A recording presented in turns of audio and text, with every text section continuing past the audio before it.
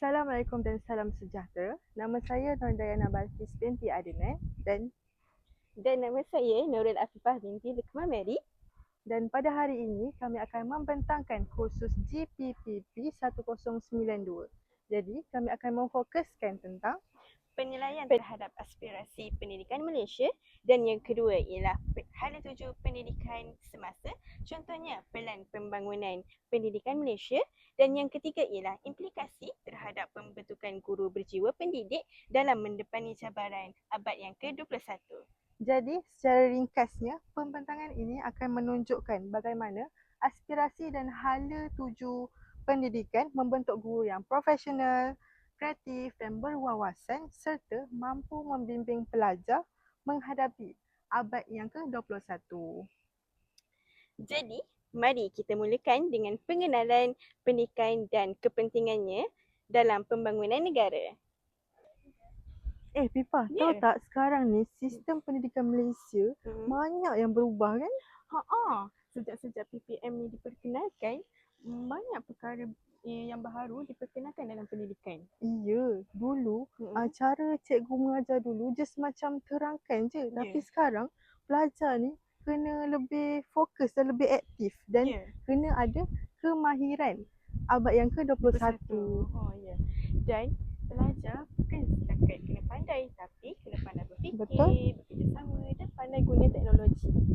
Ya, tahu tak waktu sekarang ni cikgu ni kena macam berubah. Jangan guna cara yang sama ataupun cara yang lama sahaja. Betul. Dan guru ni kena jadi fasilitator, kena pandai urus masa dengan bijak, dan juga kena ada sifat pendidik itu. Sebab apa? Supaya dapat membentuk pelajar yang baik. Ya. Jadi penting untuk kita faham hala tuju pendidikan, aspirasi pendidikan pada waktu sekarang ni dan juga implikasinya terhadap guru jiwa pendidik. Ya. Okey, jadi kita akan mulakan dengan pengenalan terhadap pendidikan. Ya. Sebelum kami masuk kepada topik pengenalan tentang pendidikan, ini merupakan slide guru berkualiti aspirasi pendidikan bermutu bagi kod kursus GPPP 1092. Jadi, kami akan memperkenalkan ahli kumpulan iaitu saya sendiri, Nordayana Balkis binti Adnan, dan rakan saya, Nurul Afifah binti Lukman Mary. Jadi, kami akan memfokuskan untuk menerangkan mengenai aspirasi pendidikan Malaysia, hala tuju pendidikan dan implikasi terhadap guru berjiwa pendidik. Pembentangan ini membincangkan tentang aspirasi pendidikan Malaysia dan hala tuju pendidikan semasa. Selain itu, turut kami huraikan tentang Standard Kualiti Pendidikan Malaysia iaitu SKPM, dan juga Pelan Pembangunan Pendidikan Malaysia iaitu PPPM, serta implikasi terhadap guru berjiwa pendidikan. Seperti yang kita tahu, pendidikan memainkan peranan yang sangat penting dalam pembangunan sesebuah negara. Melalui pendidikan, masyarakat dapat membina ilmu pengetahuan, kemahiran serta nilai yang diperlukan dalam kehidupan. Selain itu, pendidikan juga membantu melahirkan generasi yang berkualiti dan mampu menyumbang kepada pembangunan negara pada masa hadapan. Melalui sistem pendidikan yang terancang, individu dapat dibentuk secara seimbang dari segi intelek, rohani, emosi dan juga jasmani, iaitu kita lebih dikenali dengan JERIS, iaitu J untuk jasmani, E untuk emosi dan R untuk rohani serta I untuk intelek. Hal ini selaras dengan falsafah pendidikan kebangsaan iaitu FPK untuk melahirkan insan yang harmoni. Jadi saya akan teruskan pembentangan. Seterusnya ialah sistem pendidikan Malaysia. Seperti yang ditunjukkan di dalam slide, sistem pendidikan Malaysia mempunyai beberapa peringkat iaitu prasekolah, sekolah rendah, sekolah menengah dan pendidikan tinggi. Jadi, prasekolah ni merupakan peringkat awal untuk kanak-kanak sebelum masuknya sekolah rendah. Seterusnya, sekolah rendah dan sekolah menengah merupakan pendidikan wajib yang memberi asas ilmu seperti membaca, menulis, mengira dan kemahiran sosial. Jadi, seperti yang dinyatakan dalam slide, sistem pendidikan di Malaysia mempunyai beberapa peringkat bermula dengan prasekolah, sekolah rendah dan sekolah menengah. Selepas itu, pelajar boleh melanjutkan pelajaran ke peringkat pendidikan tinggi bagi meningkatkan ilmu pengetahuan dan kemahiran. Tambahan daripada tu, sistem pendidikan Malaysia ni bukan sahaja fokus kepada akademik, tetapi pembentukan sahsiah dan juga nilai murni. Jadi, kesimpulan daripada slide ini sahaja, sistem pendidikan Malaysia ni sangatlah penting dalam membentuk masa depan pelajar yang cemerlang. Okey, seterusnya slide ini menerangkan tentang Standard Kualiti Pendidikan Malaysia SKPM.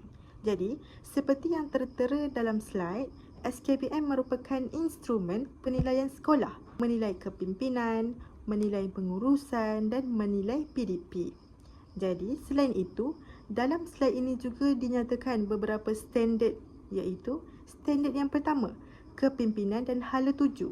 Standard yang kedua, pengurusan organisasi. Standard yang ketiga, pengurusan kurikulum, co-kurikulum dan hal ehwal murid. Dan standard yang keempat, pengajaran dan pembelajaran. Okey, yang kelima pula, kemenjadian murid. Jadi, seperti yang dijelaskan dalam slide ini, Standard Kualiti Pendidikan Malaysia digunakan untuk menilai tahap keberkesanan sesebuah sekolah.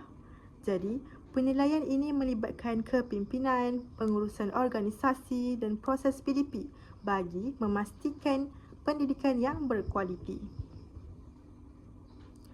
Tambahan daripada itu, SKPM ini membantu sekolah membuat penambahbaikan secara berterusan. Jadi, kesimpulan daripada slide ini, SKPM sangatlah penting untuk memastikan kualiti pendidikan yang terjamin. Yang seterusnya ialah kepimpinan dan hala tuju sekolah. Jadi ada 3 elemen penting dalam kepimpinan dan hala tuju sekolah, iaitu yang pertama ialah kepimpinan yang berkesan, yang kedua ialah pengurusan sistematik dan yang terakhir ialah perancangan yang jelas. Jadi, untuk merealisasikan kepimpinan yang berkesan ialah memerlukan kepimpinan yang baik kerana ia sangat penting dalam menentukan hala tuju sekolah. Pentadbir sangat memainkan peranan yang penting kerana mereka perlu merancang dan mengurus sekolah dengan sistematik supaya proses pengajaran dan pembelajaran dapat berjalan dengan lancar. Jadi kita lihat pula kepada pengurusan co-kurikulum dan co-kurikulum. Jadi apakah beza antara dua ini? Jadi beza antara kurikulum dan co-kurikulum ialah kurikulum ini lebih kepada akademik, iaitu skop dan isi kandungan mata pelajaran yang diajar di sekolah maupun universiti. Manakala co-kurikulum ialah tambahan ataupun sebagai pelengkap, iaitu aktiviti terancang di luar bilik darjah untuk apa? Untuk menyokong kurikulum tersebut. Jadi kita kembali kepada pengurusan kurikulum dan co-kurikulum. Okey, jadi ada 3 elemen yang penting, iaitu kurikulum terancang, co-kurikulum seimbang dan juga pembangunan sahsiah. Okay, jadi kurikulum dan co-kurikulum ini perlu dilaksanakan secara seimbang kerana kurikulum ini membantu perkembangan ilmu, manakala co-kurikulum ini membantu untuk membentuk disiplin, sahsiah dan kemahiran sosial murid. Jadi contoh kurikulum seperti dalam mata pelajaran Bahasa Melayu, Matematik, Sains dan Sejarah dan dibuat secara penilaian melalui peperiksaan, ujian, kuis dan juga kerja khusus. Manakala co-kurikulum ni contohnya seperti pasukan badan beruniform iaitu pengakap, kelab atau persatuan iaitu kelab bahasa, kelab khat dan juga sukan atau permainan iaitu seperti bola sepak. Dan penilaian dibuat melalui rekod penglibatan dan pencapaian, contohnya PAJSK. Seterusnya, slide ini menerangkan mengenai Pelan Pembangunan Pendidikan Malaysia PPPM. Jadi, seperti yang ditunjukkan dalam slide ini, PPPM ialah yang pertama, Pelan Transformasi Pendidikan. Yang kedua, tingkatkan kualiti. Yang ketiga, hala tuju pendidikan negara. Jadi, seperti yang dinyatakan dalam slide ini, Pelan Pembangunan Pendidikan Malaysia diperkenalkan untuk mentransformasikan sistem pendidikan negara. Selain itu, pelan ini juga memberi panduan dalam meningkatkan kualiti pendidikan supaya setanding dengan peringkat antarabangsa. Tambahan pula, PPPM juga membantu dalam memastikan sistem pendidikan lebih moden dan relevan dengan perkembangan semasa. Jadi, kesimpulan daripada slide ini sahaja, PPPM memainkan peranan yang sangat penting dalam memajukan pendidikan di Malaysia. Seterusnya, kita masih dalam topik Pelan Pembangunan Pendidikan Malaysia atau PPPM bagi tempoh 2013 hingga 2025. Jadi, seperti yang anda lihat di slide ini, pelan ini merangkumi pendidikan dari peringkat prasekolah hinggalah selepas menengah. Jadi, objektif utama PPPM ini ada 3 perkara yang besar, iaitu yang pertama, kita nak fahami prestasi dan cabaran semasa sistem pendidikan kita. Jadi, kita tak boleh untuk baiki kalau kita tak tahu apa masalahnya, betul tak? Jadi, yang kedua pula, menetapkan visi dan aspirasi yang jelas. Jadi, kita nak tahu ke mana arah tuju murid-murid kita dalam 10 ke 15 tahun yang akan datang. Dan yang ketiga pula, melaksanakan transformasi yang menyeluruh. Bukan sikit-sikit, tapi satu sistem kita tukar untuk jadi lebih baik. Jadi, kenapa PPPM ini penting? Sebab kita nak tingkatkan kualiti pendidikan negara kita setanding dengan standard global. Jadi, kita nak lahirkan tenaga kerja yang berkemahiran tinggi supaya Malaysia ini boleh bersaing di peringkat antarabangsa. Jadi, bagi guru-guru pula, PPPM ini sangatlah membantu. Ia bertujuan untuk meningkatkan profesionalisme guru dan paling penting, mengurangkan beban kerja bukan pengajaran. Jadi, guru-guru maupun cikgu-cikgu boleh lebih fokus kepada PDP yang berkualiti di dalam kelas sahaja. Bila kualiti guru meningkat, kerjaya perguruan ini akan lebih menarik dan dipandang tinggi dalam masyarakat. Jadi mari kita lihat penilaian antara PPPM dan juga RPM. Okey, jadi PPM seperti yang kita tahu ialah Pelan Pembangunan Pendidikan Malaysia dan RPM ialah Rancangan Pembangunan Malaysia. Jadi apakah beza antara dua ini?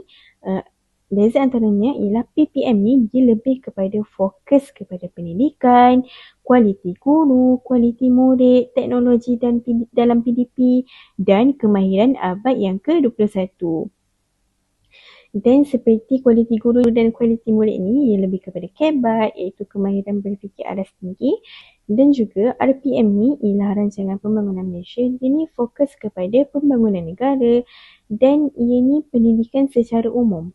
Dan juga tidak khusus kepada guru dan merupakan semua sektor. Dan ini tiada yang khusus lah. Dan PPM ni selepas daripada penambahbaikan daripada RPM. Jadinya yang seeloknya ialah PPPM. Dan PPPM ni lebih khusus dalam pendidikan dan juga RPM ni lebih umum dan menyeluruh. Dan PPPM ni penting untuk guru abad yang ke-21 seperti abad yang kini lah. Dan juga yang keempat ialah membantu pembentukan guru yang berjiwa pendidik.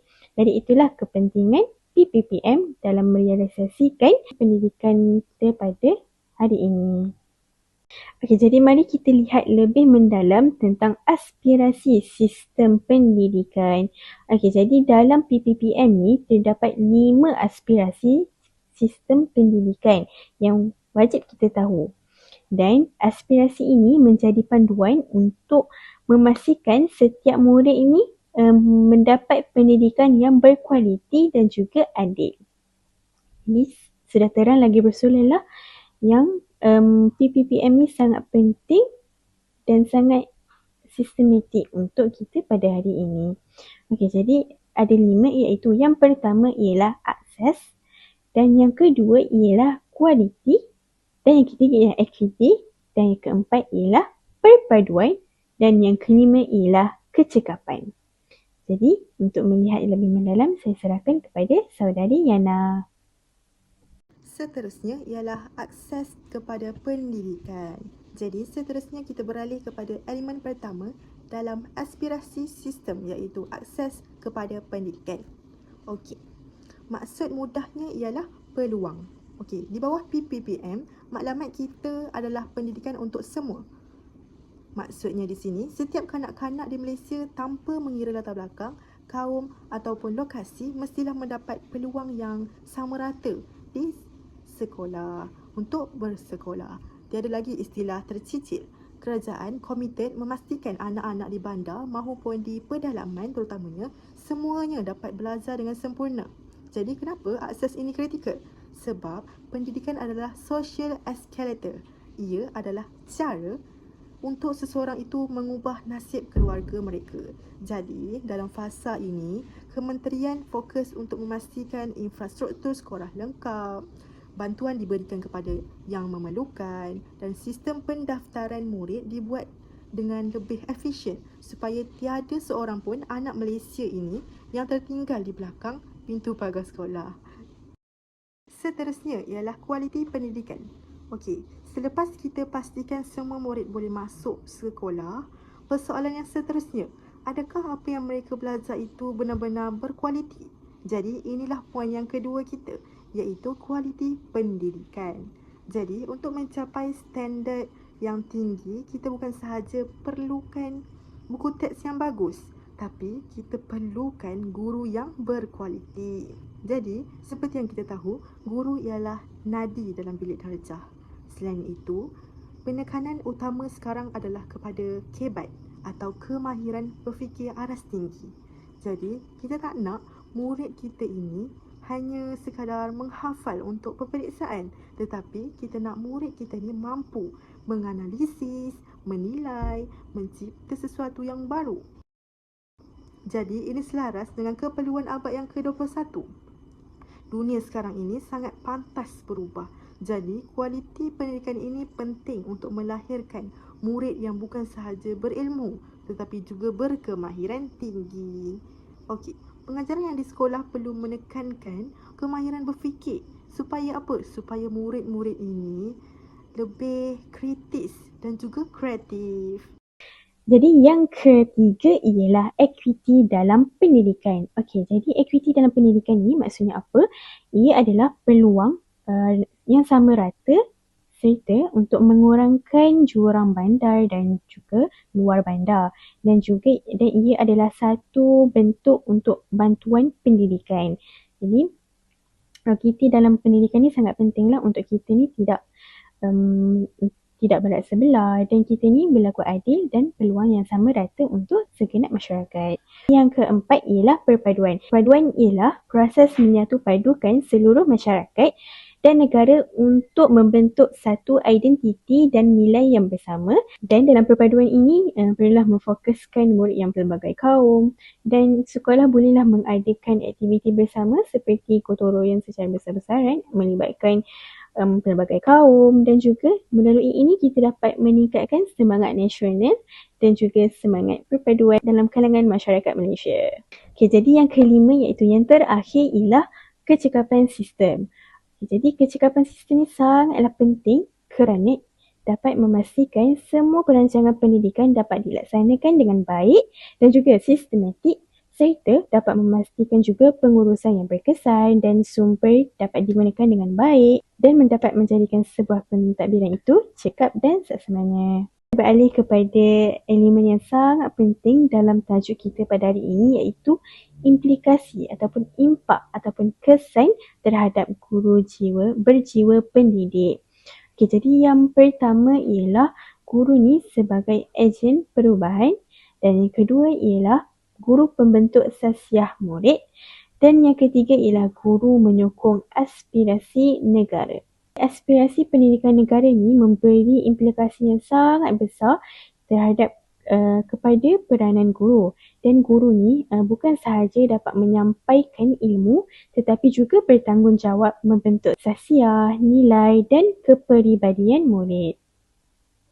Jadi guru berjiwa pendidik ni perlu memahami matlamat pendidikan negara dan berusaha melaksanakannya dalam pengajaran.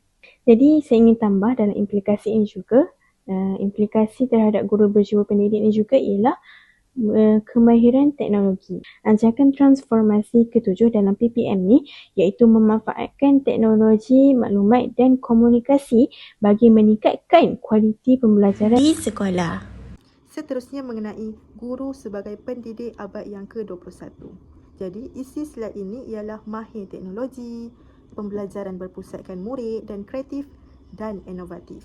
Jadi, kita mulakan dengan melihat peranan guru dalam era yang sangat mencabar ini. Jadi, seperti yang anda lihat di dalam slide ini, guru hari ini bukan lagi macam zaman dahulu. Kita kena jadi pendidik abad yang ke-21. Jadi, poin yang pertama di sini ialah mahir teknologi. Zaman sekarang, kalau cikgu tak reti guna alat digital contohnya, kita akan ketinggalan jauh di belakang. Teknologi ini bukan sekadar aksesori semata-mata, tetapi ia merupakan alat yang boleh menarik minat murid. Jadi, yang seterusnya kita kena tekankan pembelajaran berpusatkan murid itu sendiri.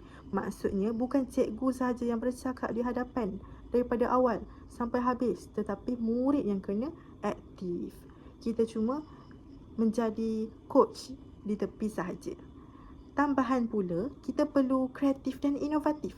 Kenapa? Sebab perhatian iaitu attention murid sekarang sangatlah pendek. Kalau cara pengajaran kita dry, cara pembelajaran kita membosankan, mereka cepat bosan. Jadi, kita kena sesuaikan diri, tukar kaedah pembelajaran kita, tukar kaedah kita mengajar mereka agar mereka lebih segar, supaya kefahaman mereka lebih mendalam. Jadi, kita nak mereka bukan sekadar menghafal semata-mata, tetapi faham apa yang kita terangkan. Seterusnya mengenai guru sebagai pembimbing dan fasilitator. Jadi, isi slide ini mengenai membimbing murid, memberi motivasi dan membantu perkembangan murid. Jadi, kita masuk kepada slide ini, kita beralih kepada peranan guru sebagai pembimbing dan fasilitator. Okey, kat sini ada satu perubahan besar. Guru tidak lagi hanya menyuap ataupun memberi semata-mata ilmu atau jadi pemberi maklumat yang tunggal. Sebaliknya, kita hendaklah bertindak sebagai facilitator yang memudahkan proses pembelajaran itu berlaku. Jadi, tengok pada poin yang memberi motivasi. Kenapa benda ni penting? Kenapa memberi motivasi ini sangatlah penting? Kerana dalam dunia yang penuh gangguan ini, murid senang untuk hilang fokus. Jadi, tugas kita sebagai guru adalah untuk memberi dorongan supaya mereka nampak potensi mereka sendiri. Jadi, saya percaya setiap murid mempunyai kelebihan. Cuma tugas kita adalah untuk membantu perkembangan mereka secara menyeluruh. Bukan akademik semata-mata, tapi sahsiah juga. Jadi, kesimpulannya, mahupun senang cerita, bayangkan kita ni macam kompas lah. Kita tunjuk arah, tapi yang berjalan itu adalah murid. Jadi kita nak pastikan mereka ini berkembang seimbang dari segi jasmani, emosi, rohani, intelek seperti mana yang ditekankan dalam aspirasi pendidikan kita. Jadi, mari kita lihat pula apakah nilai dalam jiwa pendidik jika seseorang itu untuk menuburkan jiwa pendidik dalam diri. Okey, jadi yang pertama ialah ikhlas dan yang kedua ialah sabar dan yang ketiga ialah dedikasi dan yang terakhir sekali ialah bertanggungjawab. Okay, jadinya guru berjiwa pendidik perlu mempunyai nilai yang tinggi dalam diri. Kerana apa? Kerana sikap ikhlas, sabar dan bertanggungjawab ni sangat penting dalam mendidik murid yang mempunyai pelbagai latar belakang dan kemampuan. Kerana kita tidak tahu pelajar ataupun murid-murid kita datang daripada latar belakang yang bagaimana dan sangat penting seseorang guru itu mempunyai sifat-sifat tersebut. Jadi, mari kita lihat pula kepada cabaran guru pada masa kini. Jadi, kita sudah lihat dengan lebih mendalam tentang hala tuju sekolah dan aspirasi pendidikan negara serta pelan pembangunan pendidikan Malaysia. Jadi, mari kita lihat pula cabaran guru pada masa kini. Okay, jadi cabaran guru pada masa kini yang pertama ialah perkembangan teknologi, dan yang kedua ialah sikap murid yang berbeza, dan yang ketiga ialah tugas yang semakin mencabar. Okay, jadi guru pada masa kini menghadapi pelbagai cabaran dalam dunia pendidikan yang semakin berubah kerana berlaku anjakan paradigma. Dan oleh itu, guru ni perlu sentiasa meningkatkan ilmu serta kemahiran, kesabaran supaya dapat mendidik murid dengan lebih berkesan. Seperti yang saya terangkan sebentar tadi, tentang ciri-ciri yang perlu ada dalam jiwa pendidik itu ialah sabar, dedikasi, berkemahiran, serta banyak lagi. Jadi Seterusnya, cabaran dalam merealisasikan aspirasi pendidikan. Jadi, isi slide ini ialah kekangan kemudahan, beban tugas meningkat, pengaruh teknologi dan perbezaan tahap murid. Okey, yang pertama, kita hendaklah realistik. Okey, cabaran yang pertama ialah kekangan kemudahan. Jadi, seperti yang kita sedia maklum, tidak semua sekolah mempunyai internet yang laju dan gadget yang mencukupi. Jadi, ini realiti yang boleh menjejaskan aspirasi negara kita. Cabaran yang kedua pula, beban tugas guru.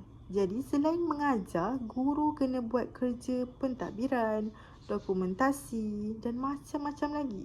Apabila beban itu terlalu banyak, guru mungkin hilang fokus untuk inovasi kelas. Yang ketiga ialah pengaruh teknologi dan perbezaan tahap murid. Seperti yang kita tahu, ada murid yang advance, ada murid yang tertinggal. Tambah pula dengan gangguan media sosial yang membuatkan murid susah untuk berdisiplin. Jadi, untuk atasi masalah ini, kita perlukan penambahbaikan. Kita tidak boleh membiarkan guru sedemikian. Jadi, kemudahan hendaklah cukup, beban hendaklah dikurangkan supaya guru boleh fokus kepada apa yang paling penting, iaitu mendidik sahsiah dan ilmu murid. Seterusnya, mengenai kepentingan guru berjiwa pendidik. Jadi, pada slide ini, isi slide ini ialah membentuk generasi masa depan, menjadi contoh teladan dan membina masyarakat yang berilmu. Jadi, kenapa semua ini penting? Kenapa kita kena ada sifat jiwa pendidik itu? Jawapannya ada pada slide ini. Okey, guru berjiwa pendidik adalah kunci untuk membentuk generasi masa hadapan. Jadi, kita bukan sekadar kerja, mengajar, tapi kita sedang membina manusia. Okey, seterusnya, guru ni adalah contoh teladan. Okey, murid akan tengok sikap kita, cara kita bercakap dan nilai yang kita bawa. Kalau kita ikhlas, murid itu akan rasa keikhlasan kita. Jiwa pendidik ni akan membina masyarakat yang berilmu. Jadi, kita perlu tahu bahawa guru ini merupakan bukan sekadar penyampai maklumat, tetapi arkitek yang membina peradaban manusia. kita masuk kepada penutup, iaitu secara tuntasnya aspirasi pendidikan Malaysia ni menjadi panduan utama dalam memastikan sistem pendidikan negara ni terus maju dan juga berkualiti. Jadi, dalam pembangunan pendidikan Malaysia ni pula berperanan memperkukuh sistem pendidikan agar mampu melahirkan generasi yang berilmu, berkemahiran serta berakhlak mulia. Dalam usaha ini, guru merupakan pemangkin utama dan juga suri teladan yang utama bagi menentukan kejayaan pendidikan, kerana guru ni bukan sahaja menyampaikan ilmu, malah membentuk sahsiah dan masa depan generasi yang akan datang. Oleh itu, guru berjiwa pendidik amat diperlukan bagi memastikan aspirasi negara dapat direalisasikan dan dapat dibentuk. Jadi, kesimpulannya, aspirasi pendidikan Malaysia dan hala tuju pendidikan semasa melalui pelan pembangunan pendidikan Malaysia bertujuan melahirkan generasi yang berilmu, berkemahiran dan juga berakhlak. Ya, betul. Dan di samping itu, aspirasi ini memberi implikasi yang besar kerana untuk membentuk jiwa pendidik yang perlu bersedia menghadapi cabaran abad yang ke-21. Ya. Jadi guru ni bukan sekadar berperanan sebagai penyampai ilmu tetapi juga sebagai pembimbing, fasilitator dan suri teladan kepada pelajar.